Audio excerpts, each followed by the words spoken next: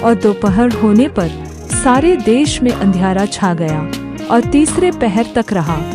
तीसरे पहर यीशु ने बड़े शब्द से पुकार कर कहा, इलोई इलोई लम्मा शबक्तनी, जिसका अर्थ है, हे मेरे परमेश्वर, तूने मुझे क्यों छोड़ दिया।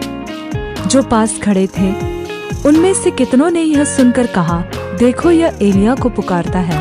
और एक ने दौड़कर पनसोख्ता को सिरके में डुबोया और सरकंडे पर रख कर उसे चुसाया और कहा, ठहर जाओ, देखे एलिय्याह उसे उतारने के लिए आता है कि नहीं। तब यीशु ने बड़े शब्द से चिल्लाकर प्राण छोड़ दिए और मंदिर का पर्दा ऊपर से नीचे तक फटकर 2 टुकड़े हो गया। जो सूबेदार उसके सामने खड़ा था, जब उसे यूं चिल्लाकर प्राण छोड़ते हुए देखा तो उसने कहा, सचमुच यह मनुष्य परमेश्वर का पुत्र था।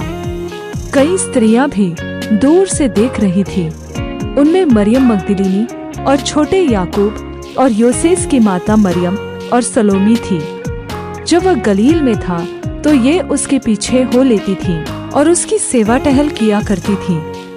और भी बहुत सी स्त्रियां थी जो उसके साथ यरूशलेम में आई थी।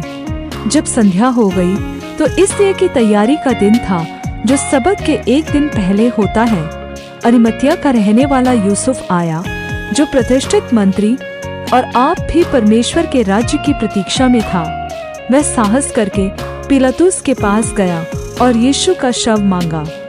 पिलातुस ने आश्चर्य किया कि वह इतना शीघ्र मर गया और उसने सूबेदार को बुलाकर पूछा कि क्या उसको मरे हुए देर हुई।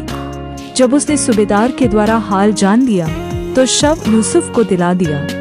तब उसने एक मलमल की चादर मोल ली और शव को उतार कर उस चादर में लपेटा और एक कब्र में जो चट्टान में खोदी गई थी रखा और कब्र के द्वार पर एक पत्थर लुढ़का दिया। और मरियम मगदलीनी और योसेस की माता मरियम देख रही थी कि वह कहाँ रखा गया है।